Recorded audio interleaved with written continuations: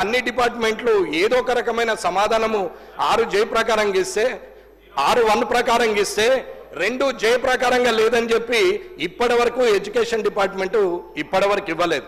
ఇది ఎమ్మెల్యేకు ప్రభుత్వం ద్వారా వస్తున్నటువంటి అధికారులు ఇస్తున్నటువంటి మర్యాద అని చెప్తున్నాం. ఇన్ఛార్జ్ మినిస్టర్లు ఇవల్ల అక్కడ ఓడిపోయిన వారి ద్వారా అక్కడ పార్టీ పరంగా మీరు ప్రొసీడింగ్లు ఇస్తా ఉంటే మీ వాళ్ళు పోయి అక్కడ కొబ్బరికాయలు కొడతా ఉంటే ఇక్కడ ఉన్నటువంటి గెలిచిన ఎమ్మెల్యేలు ఏం చేయాలనేది ప్రజలు గమనిస్తారు. కాబట్టి ఈ శాసనసభ ద్వారా చెప్తున్నాం.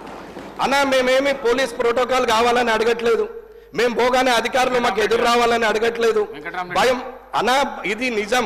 0 అవర్లో మాట్లాడకపోతే నేను మాట్లాడేది ఒక్కటన్నా అధ్యక్ష, ఒకటే మాట నేను మాట్లాడేది నిజం. నేను మాట్లాడాలనుకుంటే ఈ శాసనసభలో ఇప్పటి వరకు ఇది 4సారి నడుస్తున్నటువంటి ఈ సమయంలో నేను ఏ రోజు మితిమీరి మాట్లాడలేదు, ముందుకొచ్చి మాట్లాడలేదు, అరిచి గోలబెట్టి మైక్ తీసుకోలేదు, బెదిరిస్తే అడ్జస్ట్ అయిపోయి మీరు మళ్ళీ నాకు అవకాశం ఇచ్చే అవకాశాన్ని నేను తీసుకోలేదు, నేను ఎక్కడా బెదిరించలేదు. నాకు అవకాశం ఇస్తేనే మాట్లాడుతున్నా, నేను ఉందాగానే ఉంటున్నా, నిజాన్నే మాట్లాడుతున్నా. మీరు మంచి చేస్తే మంచి అని చెప్పినాము.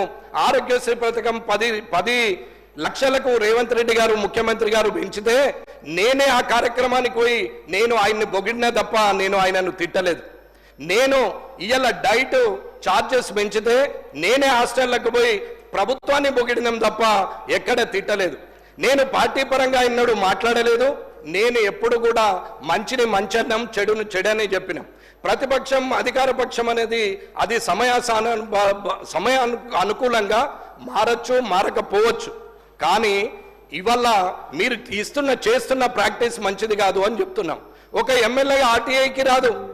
ఒక ఎమ్మెల్యేకి ఆర్టీఐ ఇన్ఫర్మేషన్ సరిగా లేనప్పుడు ప్రభుత్వం ఏం పని చేస్తుంది? ఇక్కడ ఉన్నటువంటి శాసనసభలో ఇవాళ ఎమ్మెల్యేగా అడిగిన 84 క్వశ్చన్లకు 8 మాత్రం వచ్చింది. 15 నెలల కాలమైంది. నేను ఇచ్చినటువంటి ప్రతి ప్రశ్న నా దగ్గర ఫైల్తో సహా ఉంది, ఏ రోజు ఎప్పుడు ఇచ్చినామనేది. ఏదో ప్రజలకు సమాచారం ఇవ్వడానికి ప్రయత్నిస్తున్నాం తప్ప పర్సనల్ ఎజెండాగా ఎక్కడ మాట్లాడలేదు. TGIICది మాట్లాడిన రోజు ఆ రోజు కూడా ఆ ప్రశ్నకు సమాధానము ఇండస్ట్రీస్ మినిస్టర్ గారు మాట్లాడుతూ మేము కాన్స్టిట్యూషన్ చేస్తున్నాము అని చెప్పారు. ఇప్పటి వరకు దాని సమాధానం కూడా రాలేదు. ఒకటే అడుగుతున్నామన్నా, నాలాగనే ఉండి గౌరవంగా ఉండాలా, శాసనసభలో ఉందాగా ఉండాలని కోరుకొని వచ్చినటువంటి వ్యక్తిగా మాట్లాడలేకనో, చేతగాకనో, అసందర్భ ప్రేలాపనలు పేయరాకనో, నాకేం అన్పార్లమెంటరీ వార్డు రాకనో, నేను మాట్లాడలేక చేతగాకనో కాదు. రాజకీయాల్లో హుందాగా శాసనసభకు గౌరవం పెరగాలి, మీకు గౌరవంగా ఉండాలి, అధికారులకు గౌరవం ఉండాలని ఓపిక పడుతుంటే 15 నెలలుగా మీరు ఇలాగే చేస్తూ ఉంటే రానున్న కాలంలో మరి నా పద్ధతి మార్చుకోవాల్సిన అవసరం వస్తుందా అనేది ఒక ఆలోచన ఉంది. కాబట్టి దయచేసి తొందరగా అన్ని డిపార్ట్మెంట్ల నుంచి రైట్ ఇన్ఫర్మేషన్ యాక్ట్లో రావాలా.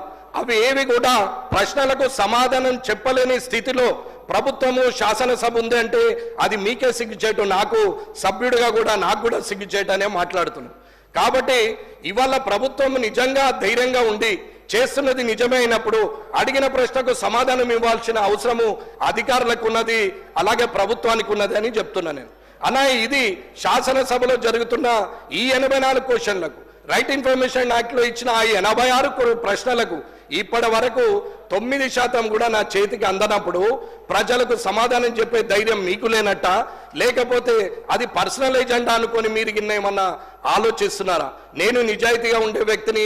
మీరు పోయి కామారెడ్డి నియోజకవర్గంలో ఎవరిని అడిగినా నా గురించి అందరూ చెప్తారు. ఆఖరికి కాంగ్రెస్ పార్టీ వాళ్ళు, బీఆర్ఎస్ పార్టీ వాళ్ళు కూడా నా గురించి మంచి చెప్తారు తప్ప చెడు మాత్రం చెప్పరు.